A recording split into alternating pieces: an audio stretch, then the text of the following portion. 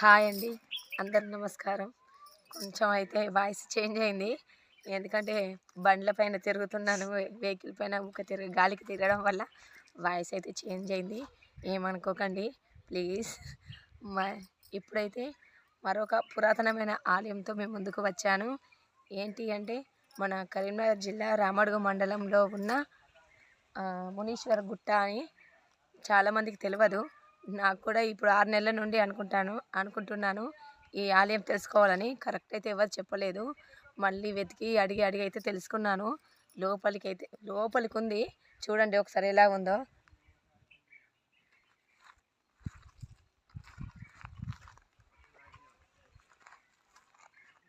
అడుగుతూ భయంతో చేసిన వీడియో అండి. చాలా భయంతో వచ్చాము. ఇక్కడ ఎవరైనా ఉంటారో ఉండరో అని. నాకు ఇక్కడికి వచ్చాక తెలిసింది ఇంత మహిమ ఉంది ఇక్కడ స్వామివారి దగ్గర, ఇంతమంది భక్తులు వస్తారని ఇప్పుడే తెలిసిందండి. చాలా అద్భుతం. ఏంటి అనేది పూర్తిగా తర్వాత వాళ్ళ మాటల్లో అయితే తెలుసుకుందాం. ఇక్కడికి వచ్చి ఈ వీడియోనైతే స్కిప్ చేయకుండా చూడండి. చాలా వివరాలు ఉన్నాయి. చాలా అంటే చాలా, అసలు ఏ యూట్యూబ్ ఛానల్లో లేని వివరాలు అయితే ఈ వీడియోలో ఉన్నాయి. ఒకసారి అయితే చూడండి. తప్పకుండా మిస్ అవ్వకుండా చూడాల్సిన వీడియోనండి. ఈ వీడియోని 10 మందికి షేర్ చేయండి కూడా, ఎందుకంటే చాలామందికి ఉపయోగపడే వీడియో అండి మన వీడియో. ఒకసారి అయితే పైకి వెళ్ళి ఒకసారి ఆలయ వివరాలు అయితే తెలుసుకుందాం పదండి.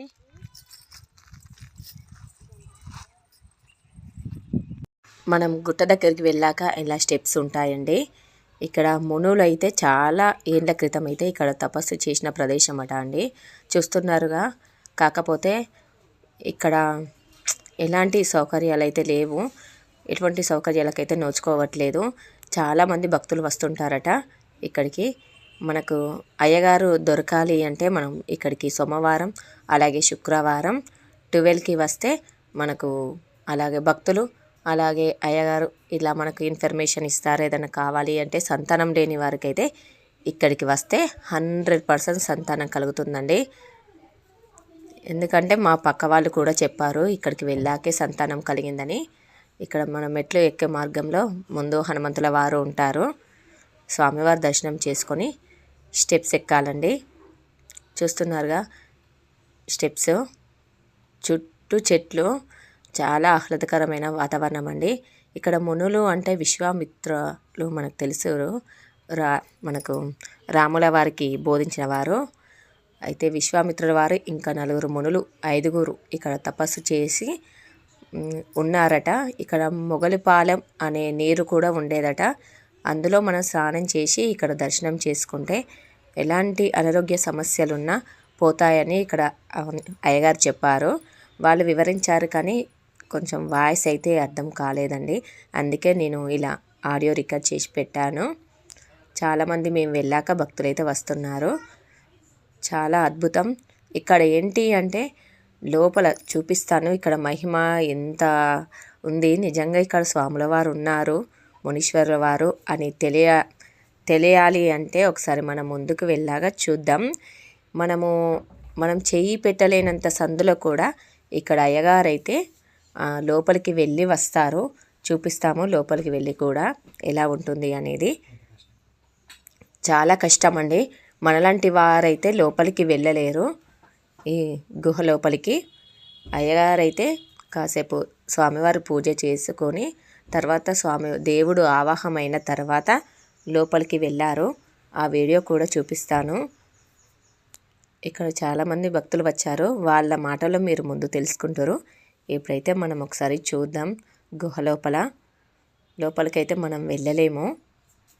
అడుగు కూడా పెట్టలేము, అంటే చెయ్యి కూడా వెళ్ళదు మనది. ఇక్కడ అఖండ దీపం అండి. ఇక్కడ మునీశ్వరులై చిన్న విగ్రహాలు, నాగప్రతిమలు ఉన్నాయి లోపల. మీరు వెళ్ళాలి అనుకుంటే రామడుగు వెళ్ళాక అడిగితే చెప్తారు ఎలా వెళ్ళాలి అనేది. చాలా కష్టంగా ఉంటుంది ప్రయాణం, దారి సక్కలేదు. ఇక్కడ చూపిస్తున్నారు చూడండి, ఇదే గుహనండి. ఇందులోకి అయ్యగారు పడుకొని వెళ్తారు లోపలికి. చూస్తున్నారుగా ఎంత సందు ఉందో, చిన్నగా ఉంది.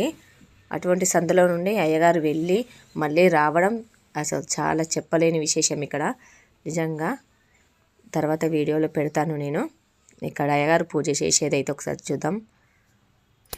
అయ్యగారు అయితే ఈ అయ్యగారే ఇప్పుడు 83 సంవత్సరాలు ఉన్నాయట. ఇప్పుడు వెళ్తున్నారు లోపలికి. చూడండి, పడుకొని స్వామివారు ఆవాహనం అయ్యాక వెళ్తారు. తల ఇలా గుద్దుకుంటారు దానికి. అప్పుడు ఇక్కడ స్వామివార్లు అయితే మునీశ్వర్ల వారు అయితే ఆవాహనం అవుతారట. తర్వాత వాళ్ళు ఆవాహనమైన తర్వాత వెళ్తారు లోపలికి.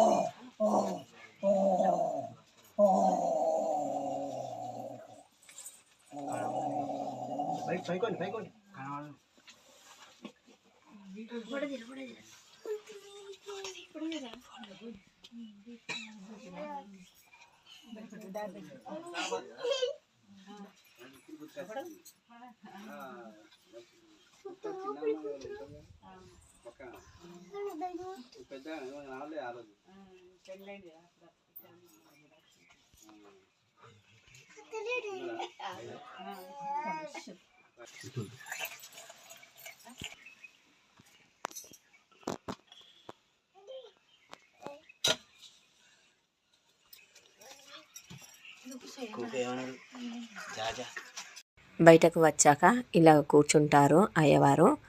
ఇక్కడ సమస్యలు ఉన్న వారిని అయితే పిలుస్తారు. ఇక్కడ పుట్టెంటుకల వాళ్ళు ఎవరో ఉన్నారట, వాళ్ళని పిలిచి వాళ్ళ కష్టాలైతే చెప్పారు. ఇప్పుడు మనం భక్తుల మాటల్లో ఇక్కడ విషయాలు, వాళ్ళకి ఏం జరిగిన వివరాలు అయితే మనం ముందు తెలుసుకుందాం వారి మాటల్లో. పదండి.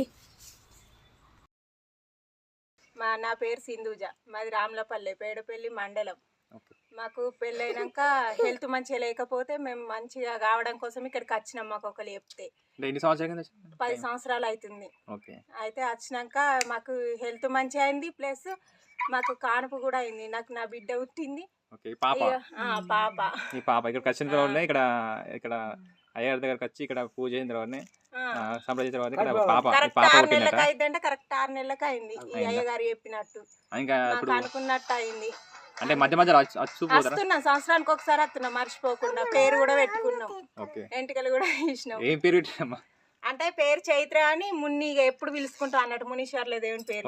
ఇక్కడికి వచ్చినాక సంతానం కలిగింది కాబట్టి ఇక్కడ ఒకటి గుర్తుండాలని మున్ని మింటూ ఇద్దరు కొడుకు. మున్ని అంటే మునీశ్వర, మునీశ్వర్ల మింటూ అన్న గానీ మునీశ్వర్ల కలుతుందని. అంటే ఫస్ట్ మీరు లేకుండి, ఎవరు లేకుండా మేము ఇద్దరమే. హెల్త్ పరంగా అయితే మాకు ఇట్లా కూడా అయింది, ఇది కూడా హెల్త్ పరంగా సందర్భం 2 సమస్యలు. ఓకే, చాలా సంతోషం. అంటే మాది పక్కనే కొత్తపల్లిలో నాది చిట్టుకోరి కుమరయ్య అన్న పేరు. మేము రాబట్టి దాదాపు 87 నుంచి వస్తున్నాం ఇక్కడికి. రావడానికి మునిదేవుల గుట్ట అంటే పడుతుంది.